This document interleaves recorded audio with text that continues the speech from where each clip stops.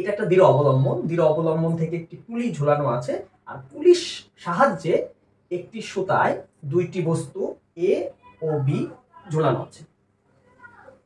এ বস্তুটি ভর হচ্ছে 20 কেজি, বি বস্তুটির ভর দেওয়া আছে কত, 40 কেজি। আমরা এই কপিকল সংক্রান্ত যত ম্যাথ আছে এখান থেকে আমরা আসলে সুতার টান অথবা সুতা দ্বয়ের টান নির্ণয় করব এবং বস্তুর ত্বরণ নির্ণয় করব। সমগ্র কাঠামোটি যে ত্বরণে নিচের দিকে নামছে বা যে কোনো একটা দিকে তো অবশ্যই কি হেলে পড়বে, হেলে পড়বে বলতে হচ্ছে নিচের দিকে তো পড়বে, একটা ত্বরণে তো পড়বে, সেই ত্বরণটা আমরা নির্ণয় করবো, দ্যাটস ইট, বস্তুর ত্বরণ নির্ণয় করব। তাহলে সুতার টান নির্ণয় করব এবং বস্তুর ত্বরণ নির্ণয় করব। কপিকল থেকে এই দুইটা জিনিস আসলে আমাদের বেশি নির্ণয় করতে বলে, এই দুইটাই আসলে বলে, বেশি না, এই দুইটাই বলে। তাহলে 1 নাম্বারটা চলো যদি সমাধান শুরু করি। তাহলে দেখো এই কপিকল সংক্রান্ত অঙ্ক মুখস্থ করার কিছু নাই, হয়তো যারা মুখস্থ করবে তাদের থেকে হয়তো তোমার 2 মিনিট সময় বেশি লাগবে, কিন্তু তুমি খুব স্বাচ্ছন্দ্যে ম্যাথগুলো করতে পারবে। দেখো 1 নাম্বার প্রশ্নটা যদি দেখি, প্রথম কথা এই ধরনের অঙ্কের প্রথমে ওজনের ডিরেকশন গুলো দেখাবা, সুতার টানের ডিরেকশন গুলো দেখাবা।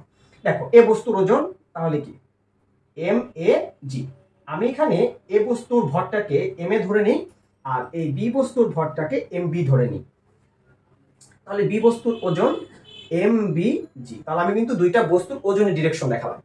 এবার আমি দুইটা বস্তুর ওপর এই সুতা কি ধরনের প্রভাব রাখছে, টানের প্রভাবটা সেটা দেখব।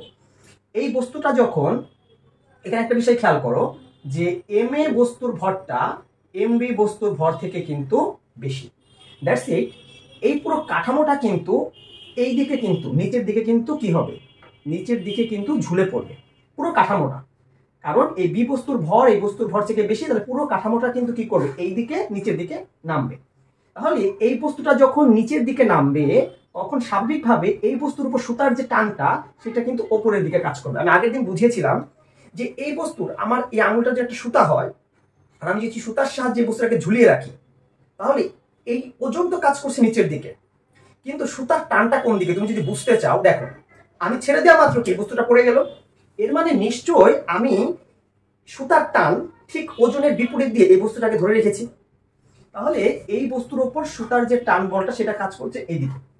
এইবার যেহেতু একটি সুতা, এই পরিমাণ টান বলটাই কিন্তু আবার এই এ বস্তুর উপর কিন্তু ক্রিয়া করবে, কারণ সমগ্র কাঠামোটা যখন এই দিকে নামছে এ ত্বরণে, তখন এই বস্তুর উপর যে সুতার টান বলটা, এই টান বলটাই কিন্তু কি করবে, এই এ বস্তুর উপরই কিন্তু প্রভাব রাখবে। এটা যখন নিচের দিকে নামবে, এটা যখন নিচের দিকে নামবে, তখন এই টানটা কিন্তু আবার এই বস্তুর উপর ক্রিয়া করে কিন্তু এই বস্তুটাকে কি, কাঠামোটাকে এইদিকে নিয়ে আসবে।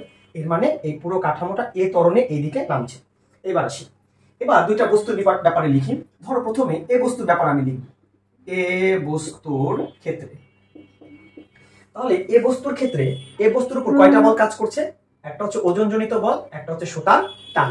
তাহলে এই দুইটার বিপরীত দিকে আছে, তাহলে এই দুইটার যে লব্ধি বলটা এটি আসলে কি কার্যকর বল হিসেবে ডিনোট হবে।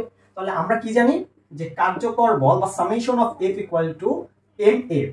তাহলে যেহেতু আমরা এ বস্তুর ক্ষেত্রে লিখছি, দেখো তো এই এ বস্তুর ক্ষেত্রে সুতার টান বড় না ওজন বড়, যেহেতু পুরো কাঠামোটা এই দিকে ধাবিত হচ্ছে, তাহলে নিশ্চয়ই এই এ বস্তুর ওজনের চেয়ে সুতার টান কিন্তু বেশি। যদি এ বস্তুর ওজন বেশি হতো তাহলে নিশ্চয়ই কাঠামোটা এই দিকে ধাবিত হতো না। তাহলে আমরা এ বস্তুর ক্ষেত্রে বলতে পারি সুতার টান তার ওজনের চেয়ে বেশি, তাহলে এম এ এ। এটাকে 1 নাম্বার ইকুয়েশন দিয়ে রাখি। এবার বি বস্তুর ক্ষেত্রে, বি বস্তুর ক্ষেত্রে খেয়াল করো, বি বস্তুর ক্ষেত্রে যেহেতু সমগ্র কাঠামোটা এইদিকে ধাবিত হচ্ছে, তাহলে বি বস্তুর ক্ষেত্রে নিশ্চয়ই এই সুতার টানের চেয়ে ওজন বেশি। যদি সুতার টান বড়ই হতো তাহলে কাঠামোটাকে তো নিচে নামতে দিত না। তো যদি এই বি বস্তুর উপর সুতার টানটা বড়ই হতো তাহলে কাঠামোটা কখনো নিচে নামতো না, দ্যাটস ওয়াই কি এই ওজনটাই কিন্তু কি সুতার টানের চেয়ে বেশি। তাহলে বি বস্তুর ক্ষেত্রে আমরা বলতে পারি যে M B G minus T equal to M B A. এটাকে দিই 2 নাম্বার। এবার দেখো 1 আর হচ্ছে 2 আমরা কি করব, যোগ করব। তাহলে আমি যদি বলি T minus M A G plus M B G minus T equal to M A A plus M B A. তাহলে এখান থেকে টি ক্যান্সেল করে দাও, আর যেটা হবে সেটা হচ্ছে এখান থেকে যদি আমি এ কমন নিই, তাহলে দেখো এখান থেকে আমি জি কমন নিব, এপাশ থেকে কমন নিব, তাহলে আমি কি লিখতে পারি, জি কমন নিলে আমি প্লাসটাকে আগে লিখি, দ্যাটস কি এমবি, যেহেতু আমি এখান থেকে কি করব, জি কমন নিব এবং এই প্লাসটাকে আগে লিখব। আচ্ছা তোমাদের জন্য এক লাইন আমি ভেঙে করি, কারণ যেহেতু আমরা সম্পূর্ণ ম্যাথটা করবো সেহেতু এক লাইন বেশি করলে কোনো সমস্যা নেই। তাহলে এটা একটু সাজিয়ে লিখি, MBG minus M A G equal to M A plus MB, এখানে কি এ কমন নিলাম। তাহলে দেখো সুতরাং এ ইকুয়ালটা আমরা কি লিখতে পারি, এখানে কি করব, জি কমন নিব, তাহলে জি যদি কমন নেই তাহলে এমবি মাইনাস এম এ ডিভাইডেড, ভাগ দিয়ে দাও এটা দিয়ে, এম এ প্লাস এমবি দিয়ে কি করব আমরা ভাগ দিয়ে দিব। এইবার এখানে আমরা মান বসাই, 9.8, এমবি মানে কত 40, এম এ মানে কত 20, আর এম এ কত 20, এমবি হচ্ছে 40। তাহলে দেখো ত্বরণের মান কত আসে, তাহলে ত্বরণের যে মানটা হবে 9.8 ইন্টু 40 মাইনাস 20 ডিভাইডেড 20 প্লাস 40, তাহলে 3.2666 এরকম। তাহলে আমি লিখতে পারি 3.267 মিটার পার সেকেন্ড স্কয়ার।